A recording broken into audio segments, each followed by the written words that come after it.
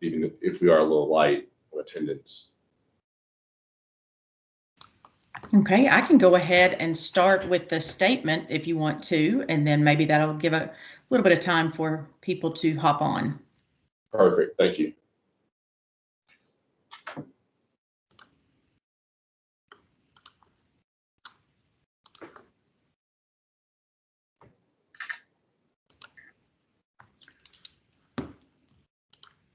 All right, hello everyone. Hope you're doing well. We will just start with a statement. The Tennessee Department of Education is excited to work with you on this opportunity to discuss the state's formula for funding public education. Before we begin, the department would like to remind you of the following. Conversations on this topic are not intended to reflect on the current BEP funding formula. The current BEP funding formula will remain in place until a new funding formula is recommended to and approved by the Tennessee General Assembly. The public is encouraged to submit comments in writing to ensure that all communications are thoroughly documented and can be reviewed and considered in the future. Public comment is encouraged to focus on developing a new funding formula rather than revising the current funding formula.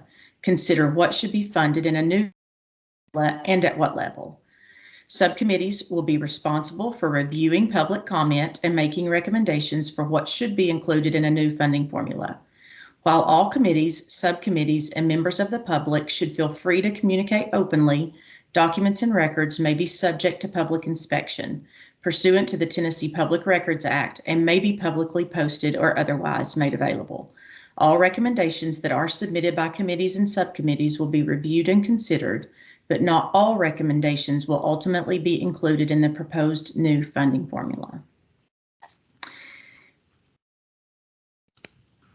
While you have been coming on, I've been trying to capture attendance, and so before we get started, I just want to make sure that I have captured it appropriately, and if anybody has come on since I looked. So I'm seeing Sherelle Campbell, Elisa Kim, Courtney Mott, Jennifer Nichols, Wayne Tucker, and Sam Wigand. I'm not seeing Diaries George, Senator Brenda Gilmore, Mary Graham, and Representative Chris Hurt. I think that is correct. Okay. Well, I will, thank you, Dominique. Well,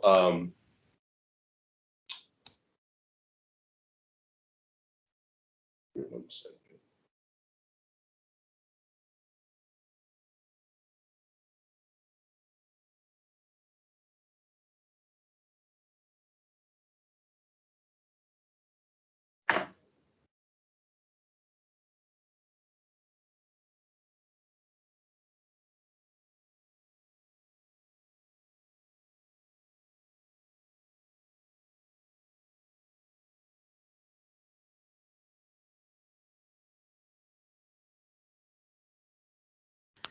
Victor, I believe you are muted. We've not been able to hear you. I'm sorry, can you hear me now? Yes. There we go. Thank you, Dominique. Like to call the Economically Disadvantaged and Highly Mobile Students Subcommittee to order. Already dispensed with the roll call. Wanted to just kind of give an overview of what today's agenda will look like. So last week we kind of did some get to know yous and some high level thinking and kind of establishing what our task is. This week we're really going to start taking a look into what are some components of a new formula that should be included, that ultimately we'll recommend that would support students in our state, economically disadvantaged students, highly mobile students, students who have needs in your respective communities that that you feel would benefit from this. All very, very important information to gather. And I want to reiterate, I had a call with the commissioner and the other committee chairs recently, and the commissioner reiterated that's super important that we're continuing to gather feedback from everyone. So really do appreciate all of you doing that.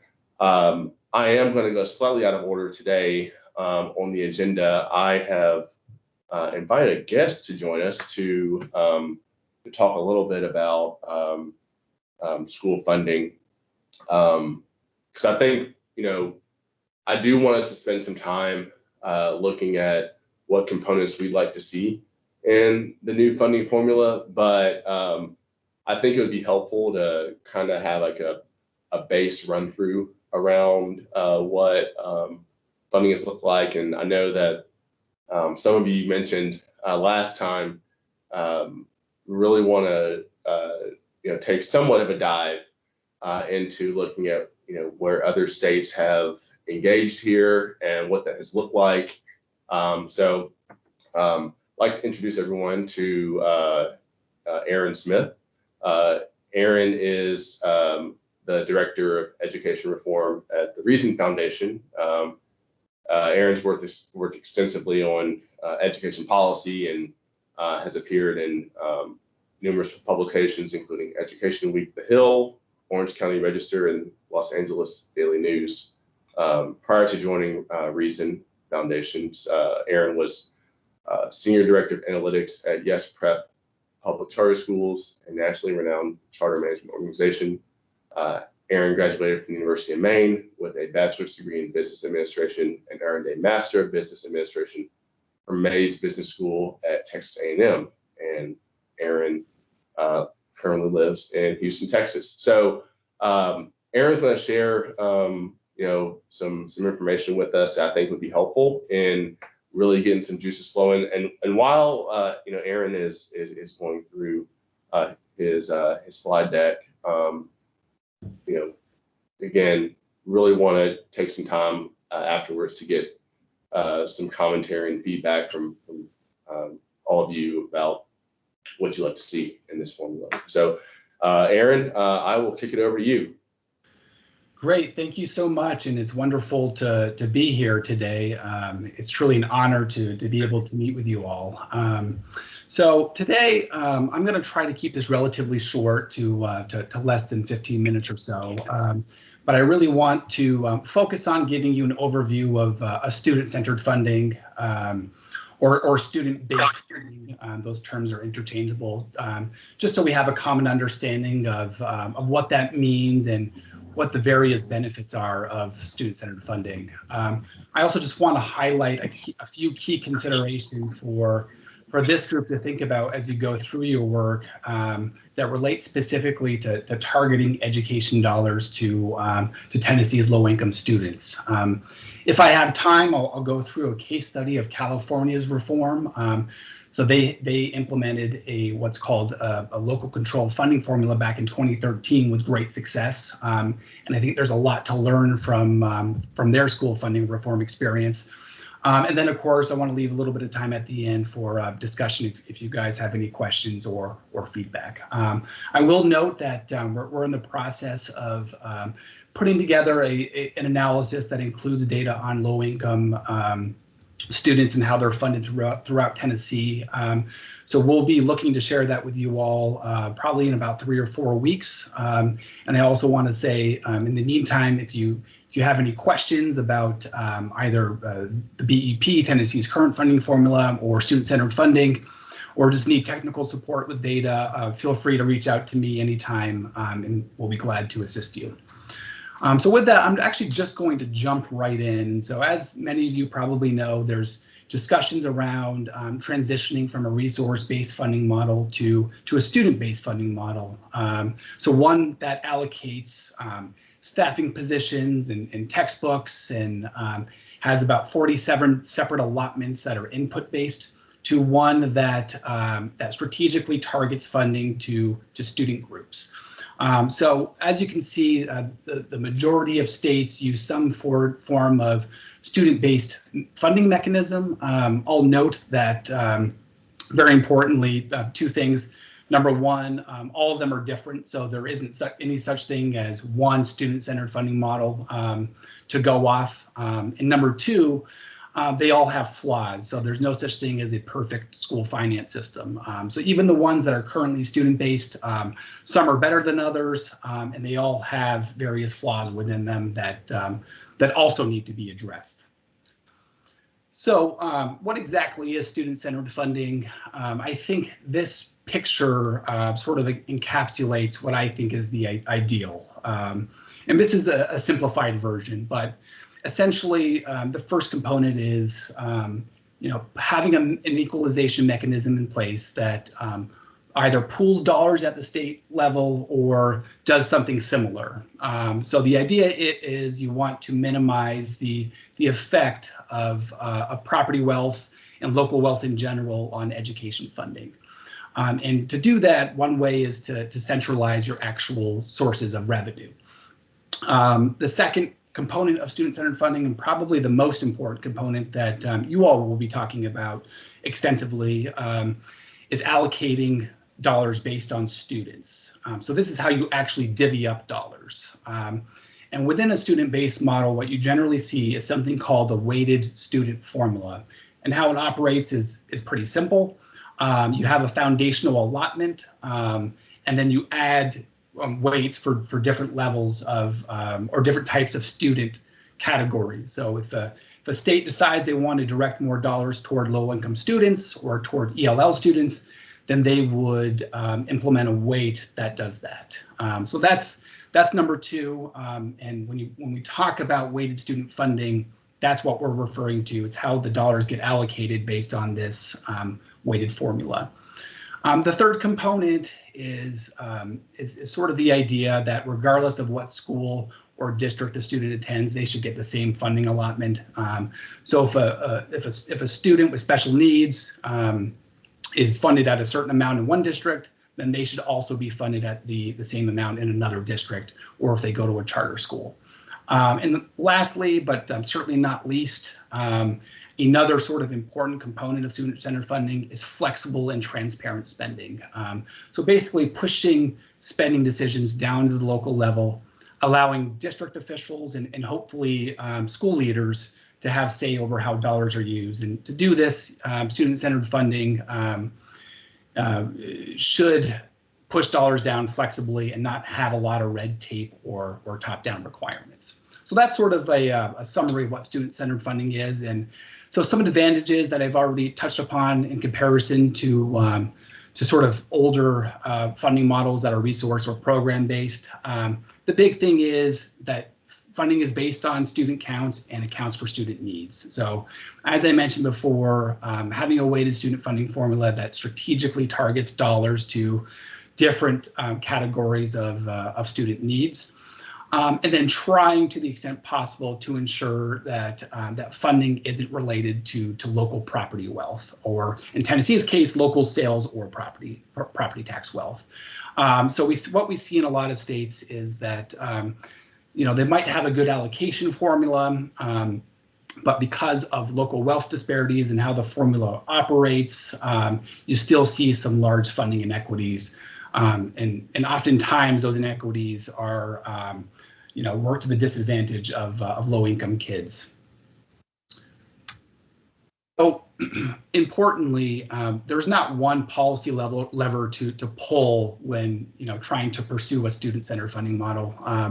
There are a number of things that are important. The first thing we like to say is streamlining dollars. So in Tennessee's case, it would be taking a lot, or most, if not all, of your 47 funding allotments and streamlining those dollars into a weighted student funding model. So this deals with how dollars are allocated. And then next, as I also mentioned previously, ensuring that your equalization mechanism, smooths out those differences in local wealth, so that you don't see those large funding disparities.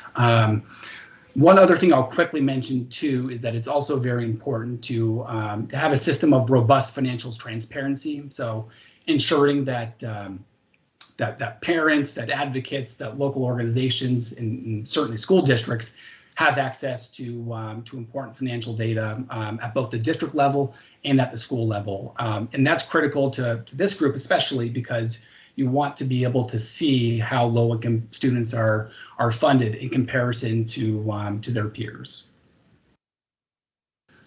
So we do have some best practices that we'd recommend when developing a weighted student funding formula. So as I mentioned before, there's not one right way to do this. Every formula is going to look different, even though they're a weighted formula. Importantly, I think you want to be strategic with it. So you want to select your weights based on the needs of your state, based on your kids and your demographics. And I would also say it's very important to keep it simple.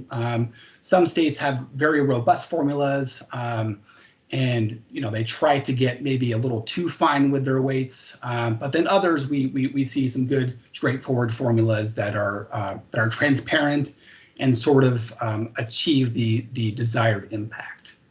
So those are some considerations when developing your formula. And for this group in particular, I'd point to a few things to pay attention to. And in your work, I think first and foremost is considering how you might want to structure a weight for at-risk students. So how would you want to use a weighted student funding formula to ensure that dollars are targeted toward economically disadvantaged students? So there's a number of things that you would probably want to evaluate and consider in your work, including how you would count students, how data would be collected and what specific categories would be accounted for, what the size of the weight might be. So different states have different size weights for things like poverty. Whether you would want to include an additional funding weight for concentrated poverty, which some states do.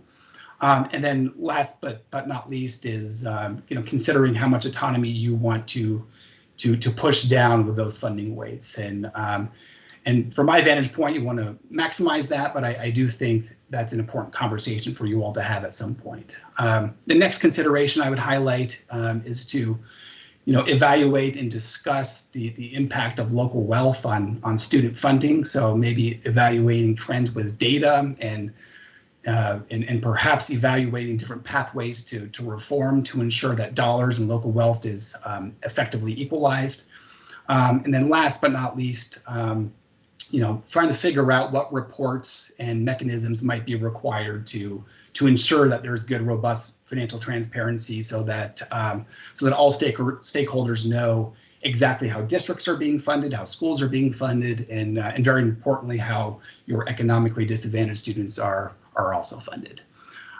So I'll quickly go through a case study of California's reform. So as I mentioned before, they implemented their local control funding formula back in 2013.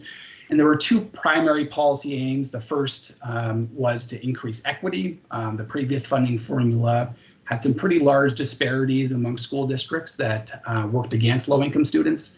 And secondly, to push down more flexibility to school districts and schools over spending decisions. So their last model was highly restrictive. It included more than 30 categorical grants. And so they wanted to push those spending decisions down to the local level. And this is a list of a lot of the programs they eliminated. So it was actually a pretty big and aggressive reform, and it was successful. And so they eliminated all of these programs, and they streamlined their funding into a pretty simple weighted student funding formula. So this is what their primary formula looks like. As you can see, instead of just having one base allotment, they have a few, or rather four, that vary by grade level. So they're targeting more dollars to their high school and K-3 students. And then they decided to have three categories of weights for their English learners, low-income students, and foster kids as well. And what they do is they also add a concentration weight. So they give more money to school districts that have concentrations of these students above 55%.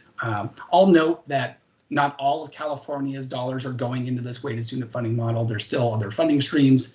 How they fund special education is unique, but they did put a lot of dollars into it.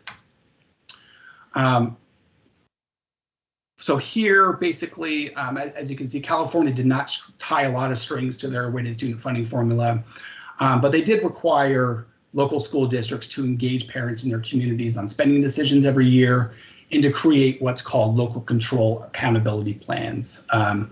So I think, generally replacing transparency or trading transparency for spending requirements is a good idea. I think there were some drawbacks to how they went about doing this, and certainly some lessons to be learned if this is something you'd ever be interested in learning about. But generally, the research has been very positive over the last 8 or 9 years in terms of the effectiveness of California's reform. There's widespread support, so superintendent surveys show that school districts were very satisfied with it. And there was also wide bipartisan support. Both Republicans and Democrats support it. And then lastly, I will mention in terms of the research that it did help drive improvements with equity. So a number of researchers, including Education Trust West, have produced papers that show that it did improve equity for low-income students. And if you want to check out the research for yourself, I included it in included a list in the slide deck. Here's a number of studies to look at, and with that, I'll turn it back to Victor. And if you guys have any questions, I'd be glad to answer them.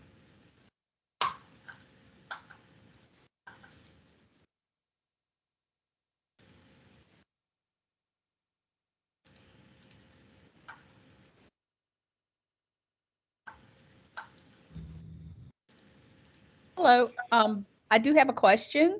Can you hear me? Yes. Thank you so much for this information. This is very, very good information. My question is, in California, did they use any of their census data or any of their data relative to the poverty rate in their state to inform their funding solution? So in terms of how it actually operates, California uses a variety of measures, including free and reduced price lunch. And then I believe they also account for homeless and migrant students as well, and maybe a couple other categories. So in terms of how they actually fund students and deliver those dollars to districts, they don't use census data. But I imagine in terms of evaluating the reform and trying to figure out ways to drive more dollars to low-income students, generally using census poverty data is a good practice. I would think so. My area in the state is the Tennessee Department of Human Services, and we administer the SNAP program, Supplemental Nutrition Assistance Program. And our data suggests that the largest population really that is really looking or is getting SNAP are older populations, but also a component of that is the older generations are also taking care of maybe their children's children for various reasons. So it would be really interesting to know if any of the states are pairing any of these decisions with human services or those departments that administer programs that are designed and instructed for the safety net. Yeah, and I know a lot of states are moving toward using direct certification to measure student poverty and for free and reduced price lunch eligibility. So they are using programs like SNAP and TAMF to identify those students. I think the vast majority of states still don't use any sort of direct certification mechanism, but I think most want to move in that direction.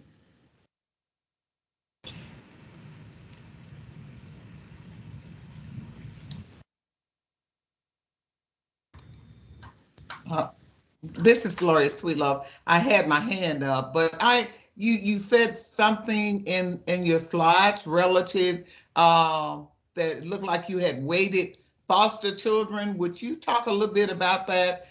We had a conversation the other day, and some interesting things came up in that, and I'd like for you to really talk a little bit about that. So I think you're referring to California's weighted student funding formula. And so they have a 20% weight for foster kids. So they weight for ELL, for low income, and for foster. But what's important here is that they use unduplicated student counts. So if a student is low income and foster, they would still just get the one funding weight of 20%. However, if a student is just foster and not low income and not ELL, then they would be eligible for that weight. And so I imagine they did this to ensure that there aren't any foster kids who are sort of falling through the cracks with their funding, and they want to make sure that this disadvantaged student population is getting more funding. But that's something for you all to consider as well in terms of how the weights are structured. Is one best practice is trying to ensure that the weights aren't duplicated, so you're not just piling one on top of the other. And in California's case, that's how they approached it, by using the unduplicated counts. Aaron, this is Jennifer Nichols. I'm the commissioner over the Department of Children's Services, and I appreciate Gloria's question. I was drawn to that weight, the 20% given to foster kids as well. Do you have any additional data regarding how you tracked foster kids? Tennessee, like many other states, challenged with placement stability, and so our foster kids unfortunately sometimes move in and out of different school districts if we're forced to move them. And if you do have any additional information about what California did, I would love to read it. And this, I agree, this is great information, so thank you for taking time to be here today. Yeah, I don't have any information offhand. I actually think this is sort of a unique weight. Probably the vast majority of states that use weighted student funding don't wait for foster kids. So I do think it is a unique approach that they've taken. And I can see if there's additional information on how they actually collect that data, because I've never seen it.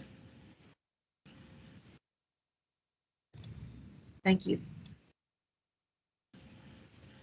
Hey, Aaron, this is Elisa Kim. Thank you again for the good information. I was curious, you mentioned that there can be a temptation for states to sort of over-engineer the formula, to add too many weights and the like.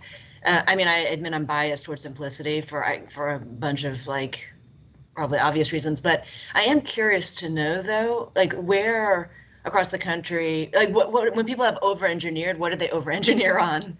A lot of the time that comes in the form of special education. And I totally support funding weights for SPED and trying to direct more dollars based on, the severity of the student's needs. But basically, I think they get too fine with their funding weights and categories. And then there's also, some states will go based off placement, or they'll go based off disability, and there's problems with using those categories. So as a general best practice, I think what a lot of experts will recommend is to try to go off their services and the severity of their needs, rather than going off disability or actual placement. So off the top of my head, I know Texas has a very robust formula for SPED kids. There might be something to the effect of 10 or 12 weighted categories. And they are one state that does actually deliver funding based on placement. I don't know much about the finer details of Florida's model, but they do have a tiered funding system for special education systems with tiered weights that I know gets a lot of praise and measure severity rather than placement or disability. Right, thank you. So this may be a really naive or simplistic question, but I'm curious how a student-based funding formula model works with things like priority lists and and essentially school and district outcomes. Are there other funds set aside for schools who get placed on a priority list, or how does that tend to work? And when you say a priority list, can you explain that to me? So like in Tennessee, our priority list, I may be misspeaking, but I think it's the bottom 15% of Okay. performing schools in the state. And there are other resources that are directed to those schools and that kind of thing. So generally speaking, I think a weighted funding model would be agnostic to those considerations. So if a district is underperforming in the bottom 15%, it's still just going to fund based on the student population. And if that district does have more ELL students or low-income students, then they will get more funding directed toward them based on those funding weights. Okay. I will say too, I don't know if this is a best practice, but there are states that do direct dollars towards districts with a certain percentage of students who are failing the third grade reading exam. I think that's a bad incentive. I'm rather skeptical of it, but they do it. And then there are also states that do incentivize outcomes and drive more dollars toward for districts that attain a certain level of student achievement or graduation rates or college readiness indicators. So there is incentive funding that's separate from this that is not really part of weighted student funding. Okay, so it's sort of set aside funds on top of the student funding formula. Yeah, and oftentimes, what we see, one of our best practices is to try to drive as much as you can through the weighted student funding model because it's fair, it's equitable, it's transparent. But in every state that I've ever seen, and I'm assuming, pretty much all weighted student funding states, there are dollars that are allocated outside of it. So you never see a state that's 100% weighted student funding, although I think it is a best practice to try to drive that. I'm really enjoying your presentation. I'm going to assume, because this is the one you chose to show us, that you consider California one of those best models. I do, yeah. I think one of the big drawbacks of California, and again, I mentioned that there's no such thing as a perfect system, is that they have a very, kind of odd, unique system for their special education students. So they have something called SELPAs, which are sort of regional partnerships or consortiums of school districts that get the special education dollars and are responsible for divvying them up and providing services. So that's the reason that California didn't include SPED in their model, because it would be too big of a lift politically to try to do that. So that's one sort of drawback of California. The other thing I would mention is that we talk a lot about allocation, but I did mention in my presentation too that revenue equalization component is so important. And so you can have a really great allocation system, but you also need to get that equalization component right too. Thank you. Thank you.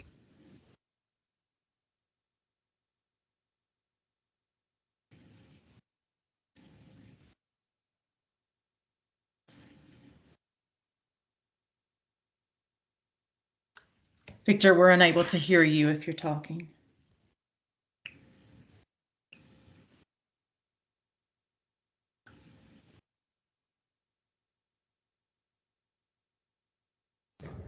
Can you hear me now? Yes. Great. Thank you, Aaron, for joining us, and members, thank you all for the questions. I do want to give the committee time to brainstorm and talk about some ideas that we all have. So let's go ahead and hop into that. Thank you again, Aaron, and then thank you, everyone. I'll be sure and share Aaron's contact information with all of you.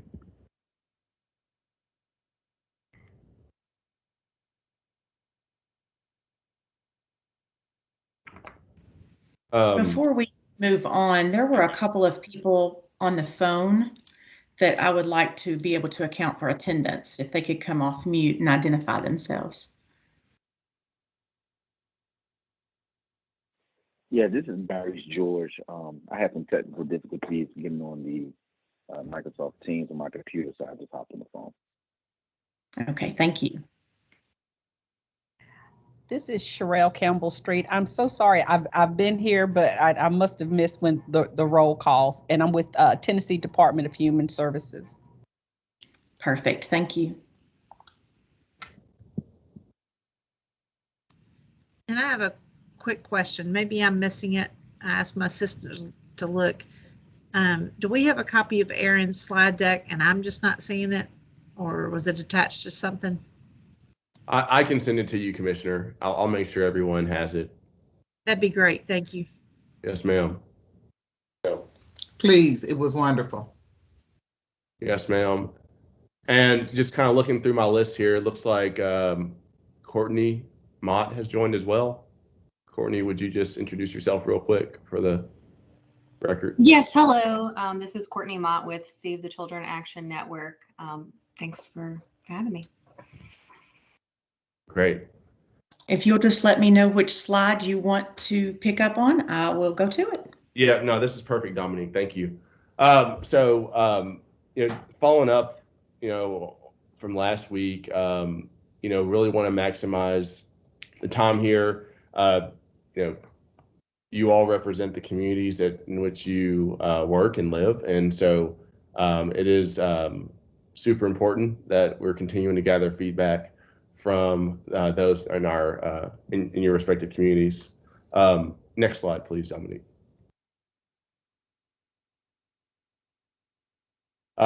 You guys are the experts. So, with that, let's dive into it. I'd love to hear any thoughts that you all have about,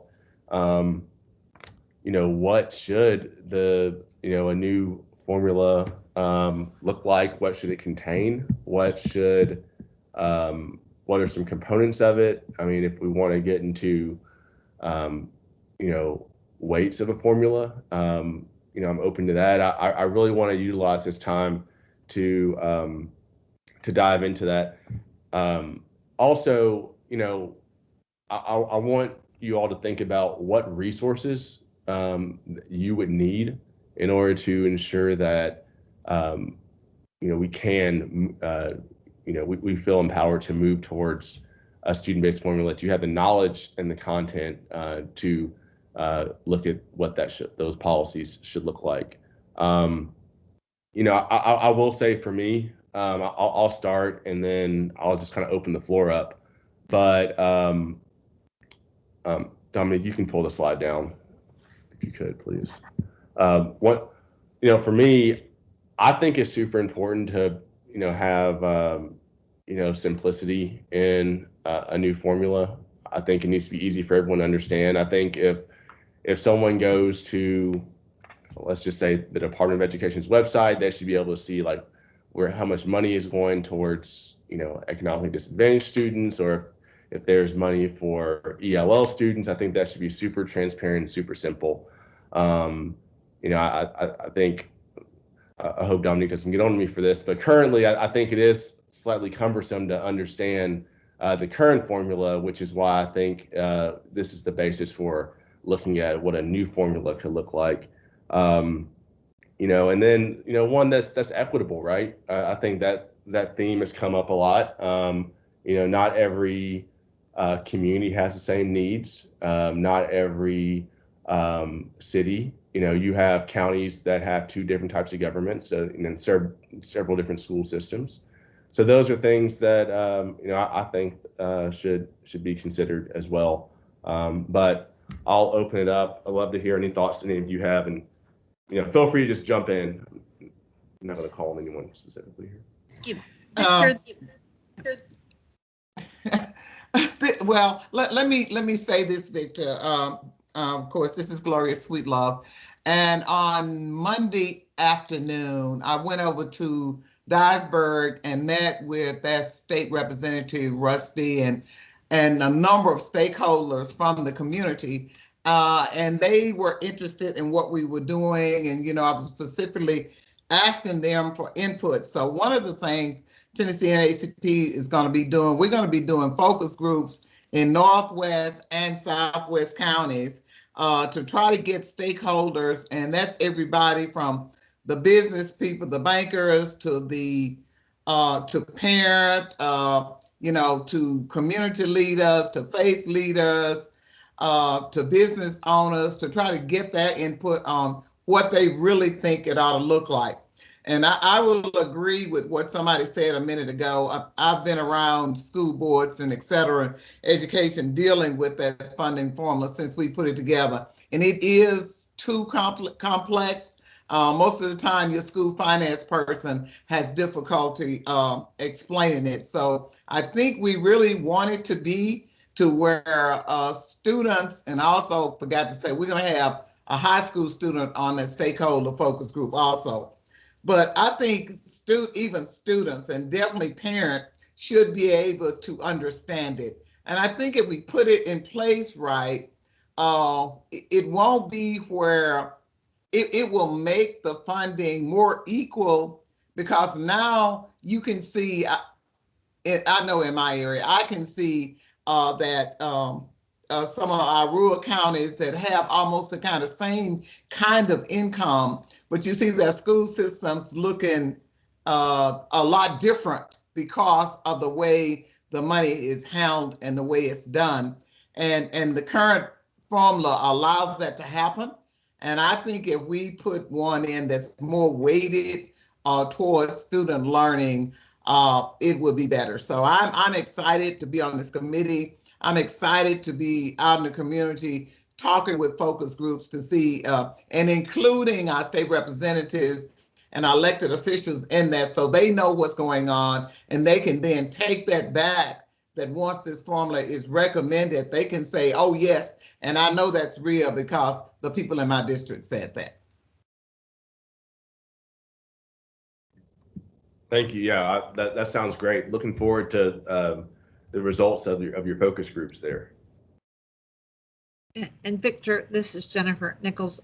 I am, I guess, not prepared to weigh in specifically. I agree that simplicity is the way to go. I did participate in a couple of town halls that you guys have had, and that seemed to be a recurring theme for the residents of various areas.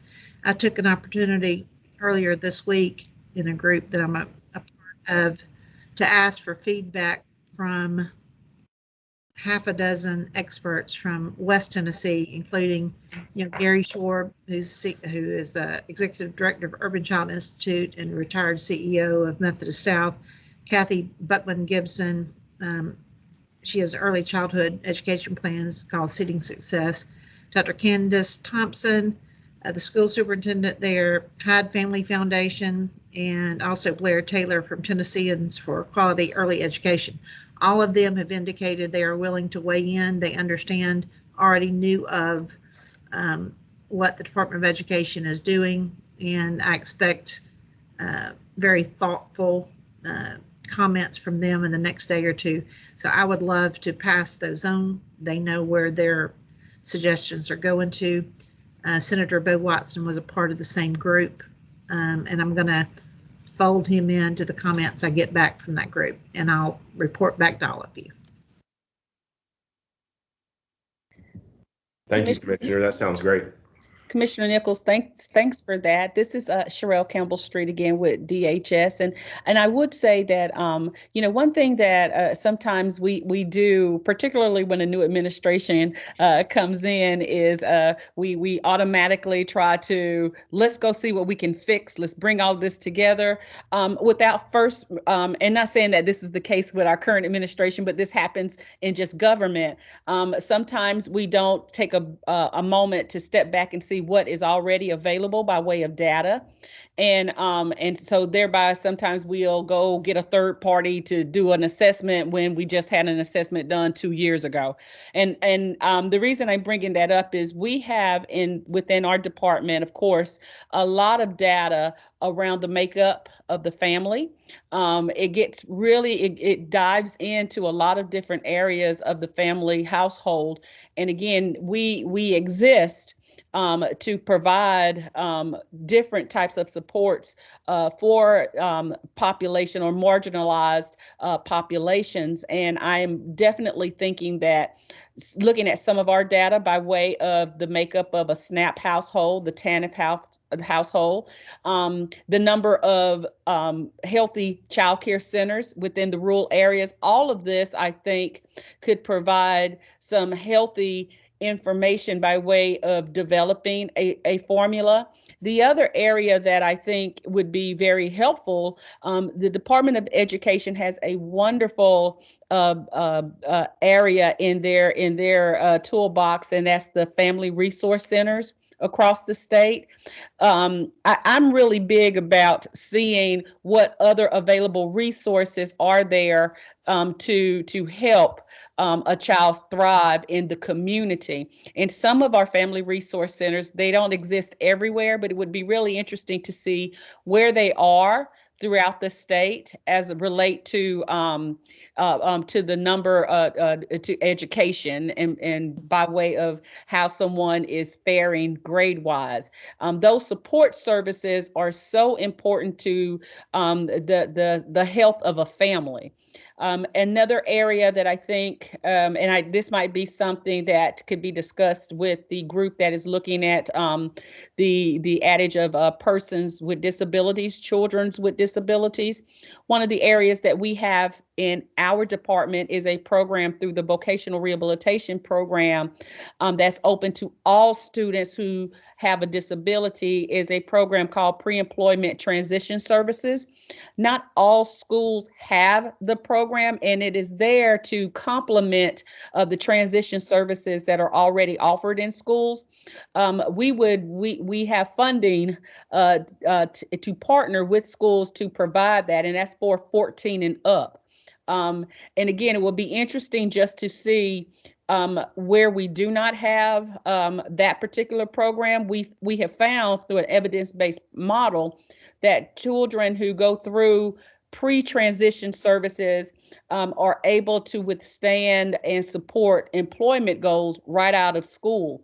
And so these are just some things that I'm offering by way of some data that we have in our a department that I think could be of great help to this population and to inform further discussions. But at the very minimum, I would like for us to look at the data that you have compared to the people that are receiving free and reduced lunch and the supplemental nutrition program.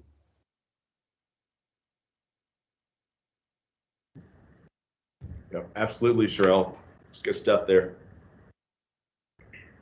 So I'm sort of curious about what exactly is supposed to, what shape is the recommendation or set of recommendations from this committee supposed to look like in the end?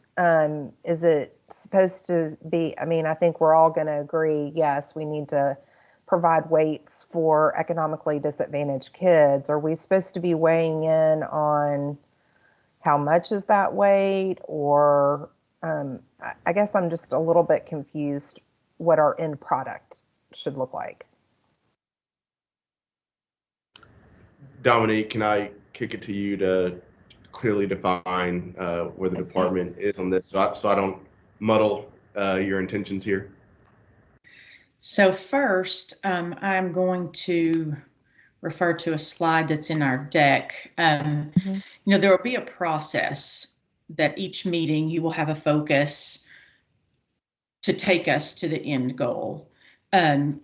Just a reminder that you all are focusing on the economically disadvantaged and the highly mobile subcommittees, while others are out there focusing on, their area of students with disabilities or rural schools, urban schools, so just a reminder there. In the beginning of this, it's initial discussions and brainstorms based on your experiences, your expertise, and the feedback that you are already receiving or getting ready to receive through these focus groups or other, methods that you've talked about receiving feedback, and listing, the resources that the things that you think need to be categorized here, the things that you need on this list.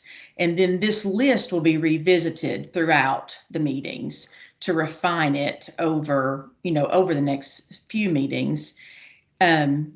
So you'll make some recommendations, gather some thoughts each time. You'll come back, you'll refine. There's going to be a PD, a professional development opportunity that will take place for all committee members, as well as some other groups around what this needs to look like. That's going to take place in December. So I think that will help further refine what you are doing through this process. Each week, I will put the materials as they are refined.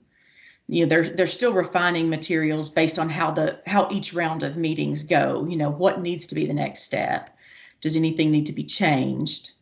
And so I will be loading those materials in folders in your calendar invites, hopefully a week in advance, but at least 3 or 4 days in advance, like I did this time, so that you can see where the next meeting is intended for you to go.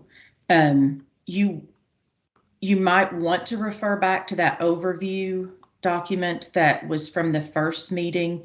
And I will see also there's a recording that the chairs participated in they participated in the meeting with the commissioner, where she really talked through the different pieces, similarly to what Aaron Smith did on the beginning of this call, but just how there can be a base and weights and what can be considered in each of those pieces of a student-based formula.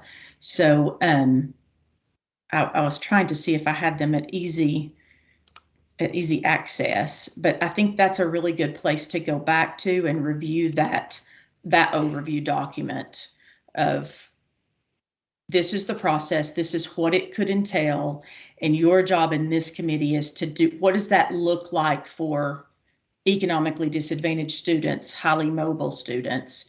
What do they need? What do they need to be funded on? What considerations need to be taken into account? And one of the pieces that I just heard was what DHS has with their data files on SNAP and on the home, things like that are things that you can look for.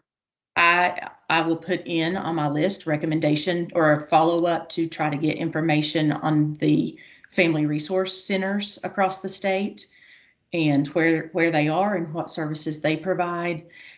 So I think right now it's a combination of what do you need and what are you thinking initially of, brainstormed ideas of we need to make sure we hone in on this. We need to make sure we hone in on this, and then we'll just keep refining that. This is Brittany Gilmore. May I ask the question as well? Can you hear me? Yes.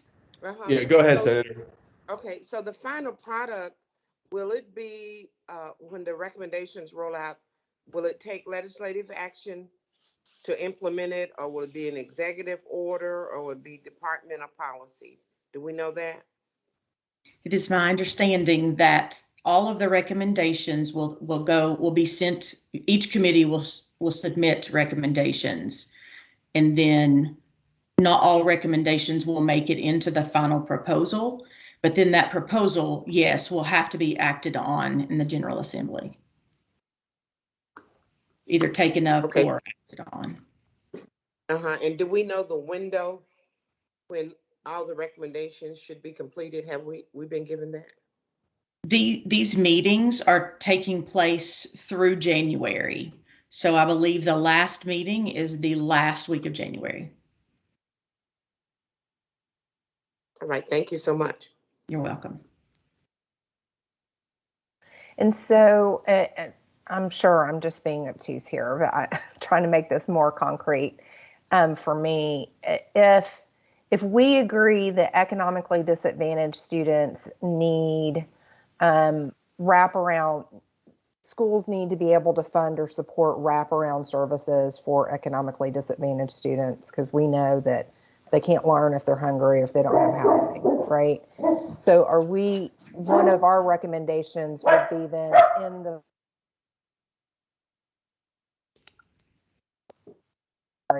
in the formula, we need to include funding for those wraparound services, whether it's a family resource center or it's mental health supports or whatever.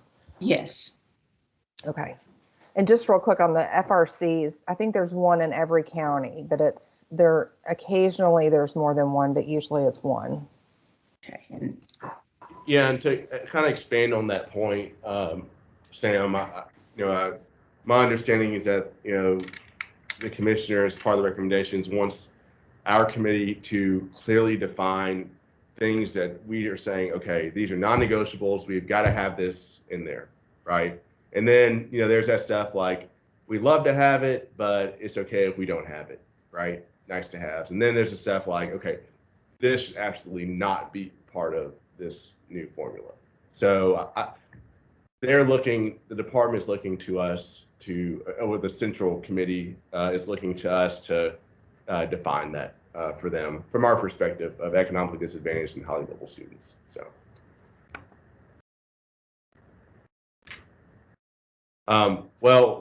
We are at time, and I do want to be respectful of everyone's time. Our next meeting, we're taking a little bit of a break here for a couple weeks. Our next meeting will be December 6th at noon, and we'll be, at that point, we'll be looking to, receive some public feedback from the department that we can categorize and continue to look at these must-haves that we want to see.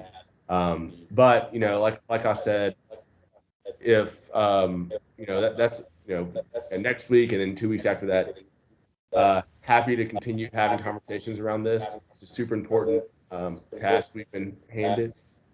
So let's keep the conversation open. Is there anything else that we'd like to cover before we adjourn?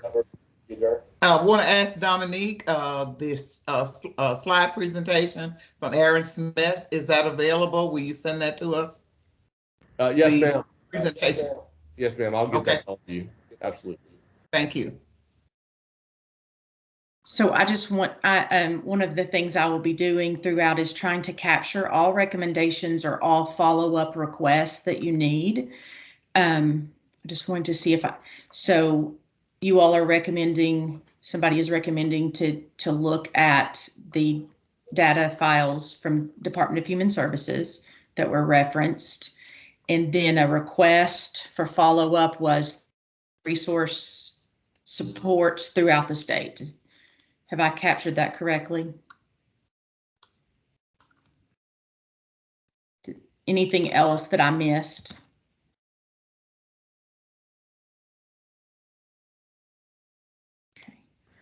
Dominique, I think the other thing is, reiterating the common theme that I think we all agree on is about, transparency and simplicity for everyone. I think that's super important. We keep saying it, but I think it's important that we just keep saying it. So. And then I also, and I think that he may have mentioned this at the beginning of the call, but just that at the end of November, there will be some information, data files coming out from several other states for your view, consideration. Great. Thank you. Bye. Thank you all. We're adjourned.